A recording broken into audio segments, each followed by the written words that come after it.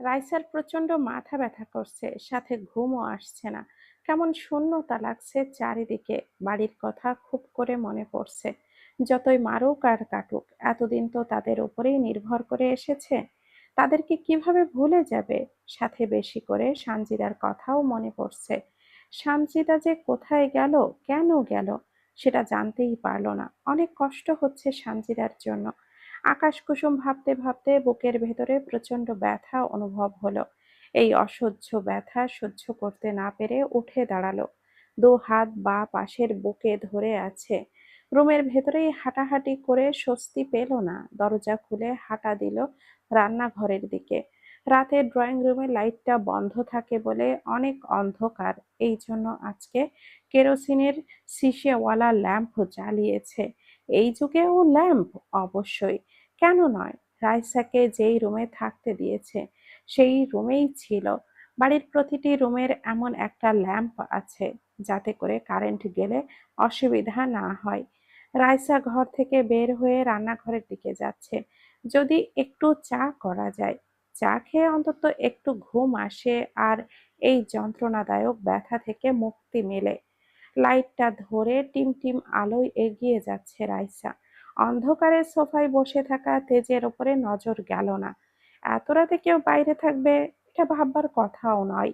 চোখ কুঁচকে ল্যাম্প জ্বালানো মেয়েটার দিকে নজর দিচ্ছে। রাইসা রান্নাঘরে যেতেই দেখলো এখন চা বানাতে অনেকটা কষ্ট লাগবে। বুকের প্রচন্ড ব্যথায় যেন কুলহীন। এক গ্লাস পানি নিয়ে ঢকঢক করে খেয়ে নিল, যাতে করে বুকের ভেতরে ভারী পাথরটা সরে যায়। জোরে জোরে শ্বাস নিচ্ছে। তেজ সেই দিকে লক্ষ্য করে উঠে দাঁড়ালো। রাইসার এমন জোরে জোরে শ্বাস নেওয়া দেখে ভুরু উচালো। কাহিনী বুঝতে না পেরে হাঁটা দিল সেই দিকে। রাইসা পানি খেয়ে রুমে যাওয়ার জন্য ঘুরে হাঁটা দিবে, তখনই চোখের সামনে একটা আবছা দেখে সাথে সাথে হাতের ল্যাম্পটি ভূমিকম্পের মতো থরথরিয়ে কাঁপতে লাগলো। ভয়ে মুখে আওয়াজ বের করতে পারল না। তেজ লাফালাফি করে ল্যাম্পের শিশার দিকে তাকিয়ে সামনের মেয়েটির দিকে নজর রাখলো। এই সামান্য আলোতে রাইসার উজ্জ্বল ভীতিকর চেহারা একেবারেই অপরূপা। যেখানে নেই কোনো খাদ। দেখতে দেখতে এগিয়ে গেল। লম্বা পুরুষটি কাছে গিয়ে সামান্য ঝুঁকে দাঁড়ালো। এতে করে ল্যাম্পের পূর্ণ আলো দুজনের চোখে মুখে পড়ছে। পুরুষটির চেহারা দেখে রাইসার বুকের ভেতর থেকে আত্মা বেরিয়ে আসার উপক্রম। এটা তো সেই মানুষ, কিন্তু এই বাড়িতে এত রাতে, তার উপরে এখানে রাইসার কাছে কি করতে এসেছে? রাইসা শুনেছে বড়লোক মানুষের অনেক খারাপ হয়ে থাকে। ওদের নজর সবসময় মেয়েদের ওপরে থাকে, সে দেখতে যেমনই হোক না কেন। তাদের মেয়ে হলেই হলো। দুই হাতে ল্যাম্পটি শক্ত করে আঁকড়ে ধরলো।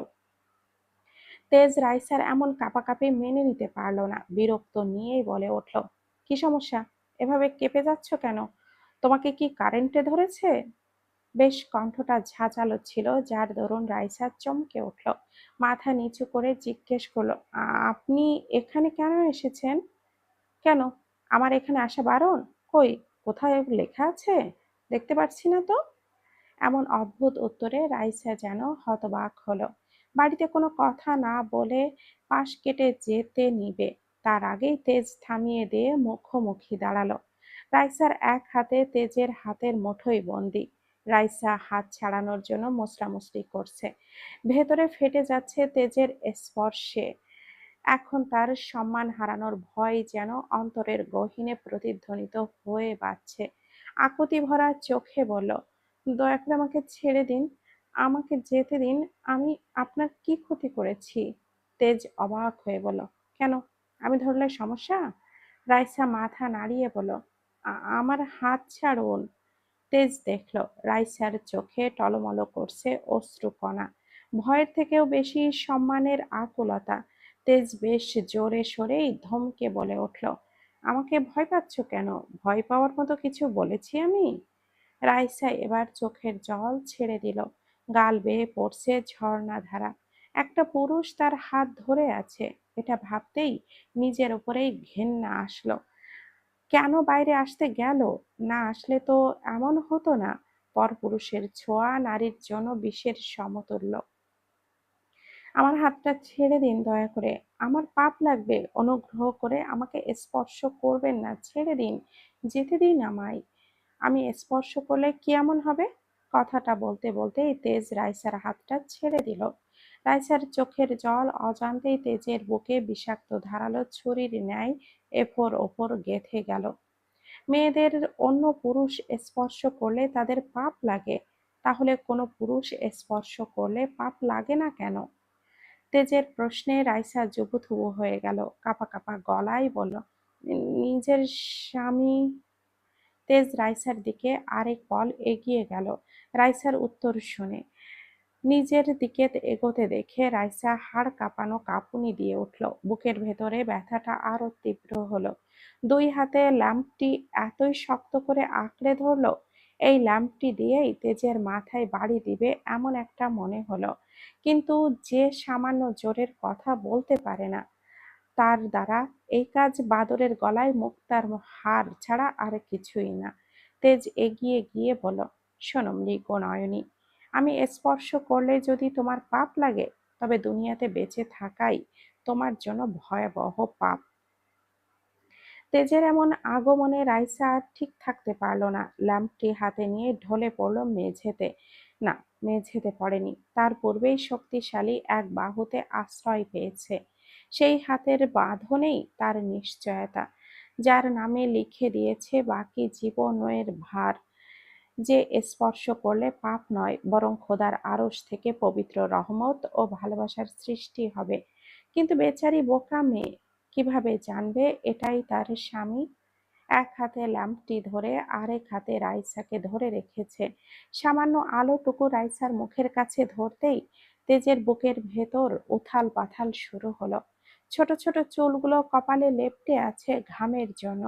দুগাল বেয়ে পড়া নোনা পানিটুকু শুকিয়ে চড় লেগে গেছে। দুই চোখের পাপড়ি ভিজে স্যাঁতসেঁতে হয়ে আছে। তেজ আজকে খুব করে খুঁটিয়ে খুঁটিয়ে দেখছে। রাইসার ডান গালে একটা কালো তিল চেহারাকে নজরে রাখছে। সব মিলিয়ে তেজের মতো শক্তিশালী পুরুষকে খুঁটিবিহীন নড়বড়ে করে দিতে সক্ষম।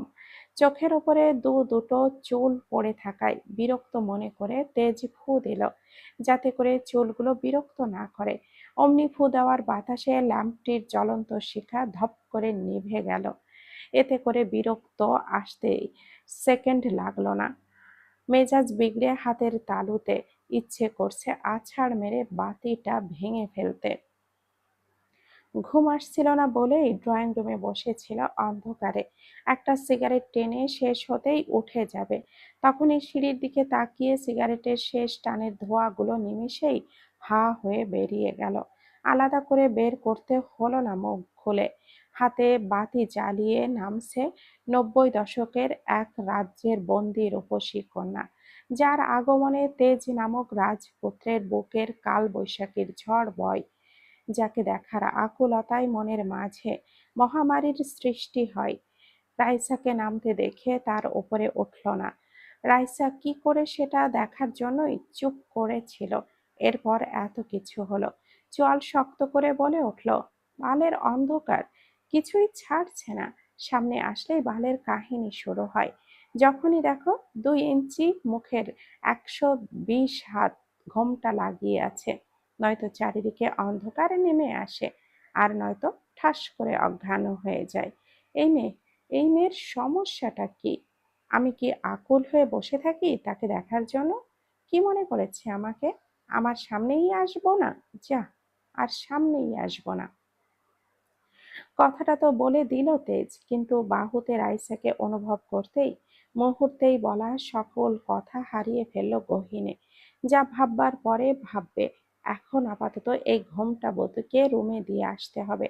আরেক হাত রাইসার হাঁটুর নিচে নিয়ে পাজা কোলা করে তুলে নিল। রাইসার অবাধ্য দোলানো মাথা এসে বাড়ি খেল তেজের পাথরের মতো শক্ত বুকে। এতে করে তেজের বুকের ভেতরে আনামা বাজতে শুরু করলো। সময় লাগলো না। কেমন রাইসার স্পর্শ পেয়ে হৃদয় জোড়ানো অনুভূতি হলো। স্বামী স্ত্রীর একে অপরের জন্য এমন টান অনুভব করবে, এটাই তো স্বাভাবিক। তেজ সমস্ত ভাবনা মাথা থেকে ঝেড়ে ফেললো। চোখটা বন্ধ করে জোরে একটা শ্বাস টানলো। এরপর হাঁটা দিল রাইসার রুমের দিকে। সিঁড়ি ভেঙে ওপরের দিকে এগিয়ে যাচ্ছে। তবে তেজ আশ্চর্য হলো, রাইসা অতিরিক্ত শুকনো। সেই দিন আলমারি থেকে বের করেও এমন অবাক হয়েছিল। এত বাচ্চা মেয়েটার সাথে তার বিয়ে হয়েছে, ভাবা যায়?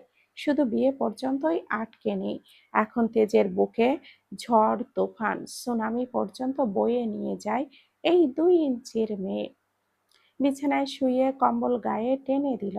এক নজর ড্রিম লাইটের আলোতে দেখে তৎক্ষণাৎই রুম ত্যাগ করলো তেজ। আকাশের দিকে নিরলসভাবে তাকিয়ে আছে। এই দিকে 2-3টে সিগারেট শেষ করেছে। কি অদ্ভুতভাবে সম্পর্কের চাকা ঘুরছে, যেখানে তার ভীত বউ এখনো তাকে স্বামী হিসাবে চেনেই না। সকাল সকাল খাবার খেতে বসেছে তেজ, সাথে মাহতাব নওয়ান। মার্জিয়া রাইসার হাত ধরে সিঁড়ি দিয়ে নামছে, কারণ কাল রাতে তেজের তেজ দেখে মেহেরিমা নওয়ান দিয়েছিল সকাল থেকে একসাথে খাবে। এই জন্যই রাইসাকে নিয়ে আসছে মার্জিয়া। রাইসাকে ডাকতে গেলে রাইসা অনেক করে বলল সে আসবে না, তার জন্য এত ঝামেলা, নতুন করে আর কোনো ঝামেলা সে চায় না। মার্জিয়া বলেছে তার ভাই যেতে বলেছে। রাইসা কথাটাকে একটু অসম্ভবতা দেখতেই রাইসার কোনো কথা না শুনে মার্জিয়া রাইসার হাতটা ধরে নিয়ে এসেছে। এটা তার মায়ের আদেশ। তেজ কিছু অনুভব করে এক চিলতে রুটি মুখে তুলে আর চোখে সবার নজর এড়িয়ে তাকালো সামনের দিকে। সাথে সাথে চোয়াল শক্ত হলো, হবে নাই বা কেন? সেই ঘোমটাবতী ঘোমটা ছাড়া আর কি চলতে পারে? তেজ দাঁতে দাঁত পিষে মুখের বেচারা রুটির ওপরের সমস্ত রাগ উগলে দিল। মাহতাব নওয়ান রাইসাকে দেখে বলল, তোমরা এসে গেছো, বসো, আজকে থেকে একসাথে খাবার খাবো। মার্জিয়া একটা চেয়ার টেনে রাইসাকে বসিয়ে দিল তার পাশের চেয়ারে, নিজেও বসে পড়ল। সবার প্লেটে মেহরিমা নওয়ান নাস্তা দিয়ে রাইসার মাথার লম্বা ওড়নাটা টেনে কপালের চুল বরাবর রাখলো, যাতে করে খেতে অসুবিধা না হয়। রাইসা চট করে তার শাশুড়ির দিকে তাকালো। তিনি ইশারায় আশ্বস্ত করে বলল, খাওয়া শুরু করো। তেজ মায়ের কথার ভিত্তিতে সম্মুখে চোখ বোলালো। রাইসাকে একেবারে তেজের সোজাসুজি একটা চেয়ারে বসিয়েছে। তেজ এক নজর দিয়ে মায়ের উপরে একটু সন্তুষ্ট হলো। কারণটা তার অজানা। রাইসা রুটি ছিঁড়ে সবে ডালে ভিজিয়ে মুখে দেওয়ার জন্য হাঁ করতে চেয়ে চোখ উপরের দিকে দিতেই মুখের হা মুখেই রইল। চোখ দুটো রসগোল্লার ন্যায় প্রসারিত হলো। সামনে তেজকে দেখে ভয়ে কুঁকড়ে উঠল মুহূর্তেই। ইদানিং তেজকে এই বাড়িতে দেখছে, কিন্তু কারণ বুঝতে পারছে না। আসলে এই বাড়ির কে হয় জানে না, শুধু মনে করছে এই বাড়ির আত্মীয়। 3 দিন দেখল, তারপর হুট করেই রাতের কথা মনে পড়ল। জ্ঞান হারানোর পর আর কিছুই মনে নেই। লোকটা তার সাথে কি করেছিল ভেবেই হুঁশ ফেরার পর 2 চোখ থেকে অঝোর ধারায় পানি গড়িয়ে পড়েছে। সে হয়তো নিজের স্বামীর অধিকারটুকুও ধরে রাখতে পারেনি। চোখ ভিজে উঠল সামনের মানুষটার দিকে তাকিয়ে, সাথে ঘৃণিত দৃষ্টিতে তাকিয়ে আছে।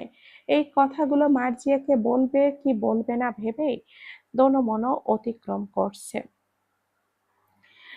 এইসব কিন্তু এইবার এইসব বাধা অতিক্রম করেছে সে। খাবার শেষ করে মার্জিয়াকে এই খারাপ লোক সম্পর্কে বলে দিবে। তার চরিত্র যে খারাপ সেই কথাও বলবে। তৎক্ষণাৎই মেহরিমা নওয়ান ছেলের উদ্দেশ্যে বলল, তেজ, তোকে আর কিছু দেই? রাইসা সঙ্গে সঙ্গে আশেপাশে তাকালো, কিন্তু এই কয়জন ব্যতীত নতুন কাউকে দেখতে পেল না। মনের ভেতরে জানার কৌতূহল বাসা বাঁধল। তেজ নামের মানুষটা তো তার স্বামী। তার শাশুড়ি কাকে তেজ বলে ডাকলো? কোথায় সে? তেজ নত মস্তিষ্কে গম্ভীরভাবে জবাব দিল, না। সাথে সাথে রাইসা সামনের মানুষের দিকে নজর রাখলো। সে কি ভুল শুনলো, নাকি এটাই সঠিক? কিছু বুঝতে পারছে না। সামনের মানুষটার থেকে কি উত্তরটা আসলো? ছোট্ট মস্তিষ্ক এত চাপ নিতে পারছে না, সবকিছু গলিয়ে যাচ্ছে। তবে সবকিছু খোলাসা করতে মাহতাব নওয়ানের প্রশ্নটাই যথেষ্ট ছিল। খেতে খেতে তেজকে বলো, তেজ, আজকে অফিসে একটা মিটিং আছে, আশা করব তোমার বন্ধুদের নিয়ে ঠিক সময়ে পৌঁছে যাবে। তেজের ভাবলেই সেই উত্তর। টেনশন করার দরকার নেই, দায়িত্ব যখন আছে তখন ভুলে যাব না, নিজের কাজে মন দাও। এমন ঘাড় তেরা উত্তরে মাহতাব নওয়ান অভ্যস্ত হলেও ছেলের বউয়ের সামনে প্রথম মান সম্মান খুইয়ে ফেললেন, সেটা ভালো করেই বুঝতে পারল। পানির মতো পরিষ্কার হলো রাইসার কাছে সামনের মানুষটি তেজ। তার সবচেয়ে বড় কথা হচ্ছে এই মানুষটাই হচ্ছে তার স্বামী, যার সাথে বারবার অনাকাঙ্ক্ষিত দেখা। সেই তার স্বামী, এটা ভেবেও স্বস্তি হলো যে তাকে অন্য পরপুরুষ স্পর্শ করেনি। তেজ হঠাৎ করেই সামনে তাকালো, সোজা রাইসার চোখের দৃষ্টিতে মিলল তার দুটি চোখ। সাথে সাথে হকচকিয়ে গেল রাইসা, কেমন নির্লজ্জের মতো তাকিয়ে দেখছিল। জোর জোর বেশে আগমন আগমন হলো হেস্কির। সাথে সাথে মেহেরিমা নওয়ান বলল, সামনে পানি আছে, খেয়ে নাও। রাইসা কাঁপা কাঁপা হাতে সামনে থেকে একটা পানির গ্লাস হাতে নিয়ে মুখে তুলেছে। সবে 2 ঢোক পানি গেলার পর কি গিয়েছে কি যায়নি, অমনি তেজের হুংকার ছেড়ে পড়ল, এই মেয়ে, আমার গ্লাসে পানি খাচ্ছ কোন সাহসে? রাইসা হতবাক হয়ে গেল, সাথে লজ্জায় লাল হয়ে গেল। এমন অপমানে যেন মাটির সাথে মিশে যেতে ইচ্ছে করছে। গ্লাসটা রাখতেই তেজ নিজের দিকে টেনে নিল। তেজের এমন কাণ্ড দেখে সবাই হা হয়ে আছে। মাহতাব নওয়ান বলল, তেজ, এটা তোমার কেমন ব্যবহার? দেখছো মেয়েটির হেঁচকি উঠেছে, সামান্য তোমার গ্লাসে পানি খেয়েছে, এর জন্য এইভাবে বলবে? এত কিছুর মাঝে মার্জিয়া চমকে বলল, আর বাহ, আরে বাহ, তোমার হেঁচকি ঠিক হয়ে গেছে। মার্জিয়ার কথায় সবাই সেই দিকে লক্ষ্য করলো। মেহেরিমা নওয়ান কি ছেলেকে কিছু বলবে, তার আগেই মার্জিয়ার কথা শুনে থেমে গেল। তেজের এই দিকে কোনো কান নেই, এমন ভাবে খাবার শেষ করে গ্লাসের ঠিক সেই জায়গায় মুখ লাগালো যেখানে রাইসার ভীতু কম্পিত ঠোঁট জোড়া স্পর্শ করেছিল। যেই ছেলে খাবার শেষ করে অথচ এক ঢোক পানিও খায় না, সেই ছেলে এক গ্লাস পানি ঢক ঢক করে এক নিঃশ্বাসে সাবাক করে উঠে গেল। এটা দেখে মেহরিমা নওয়ান চমকিত, যদিও বিষয়টা আর কেউ লক্ষ্য করেনি। তেজ যাওয়ার পর রাইসা নিঃশ্বাস ছেড়ে শান্তি মতো খেতে পারল। কিন্তু একটা কথাই বুঝলো না রাইসা।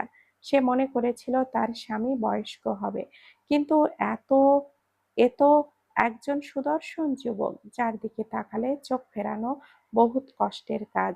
খুব ফর্সা না হলেও উজ্জ্বল বর্ণে। এক নজরে যা দেখেছে তাতেই রাইসার একটুও মনে হলো না তার স্বামীর বয়স এত। খাবার শেষ করে সবাই সবার গন্তব্যে পৌঁছালো। রাইসা কলেজে গিয়ে মনোযোগ দিয়ে ক্লাস করছে। তার তো প্রাইভেট পড়ার মতো কোনো পরিস্থিতিও নেই, তাই তাকে ক্লাসেই মনোযোগ দিতে হবে। ছোট থেকেই মনোযোগী ছিল রাইসা, এখন যদি ভালো মতো না পারে তাহলে ফেল করবে। আর ফেল করলে শাশুড়ির এত এত আশা সব শেষ হয়ে যাবে। কত ভালোবেসে ভর্তি করিয়েছে, মুখ ফুটে বলতে হয়নি। সেখানে তার মুখ রাখতে রাইসাকে ভালো করে পড়তে হবে। ভালোবাসার এই নতুন মায়ের মুখ সে ঠিক রাখবে। বিনা স্বার্থে যে মা মেয়ের জায়গা দিয়েছে। ক্লাসটা শেষ হতেই রিম ব্যাগ থেকে একটা টিফিন বক্স বের করলো। তার মা ডিম পরোটা বানিয়ে দিয়েছে, রাইসাকে নিয়ে খেয়ে নিল। যদিও রাইসাকে তার শাশুড়ি টিফিন দিয়েছে, তবুও জোর করে নিজেরটা খাইয়েছে।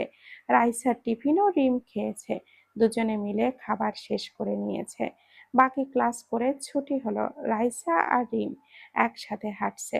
রাস্তার দুই পাশ দিয়ে লম্বা লম্বা গাছের সমারোহ।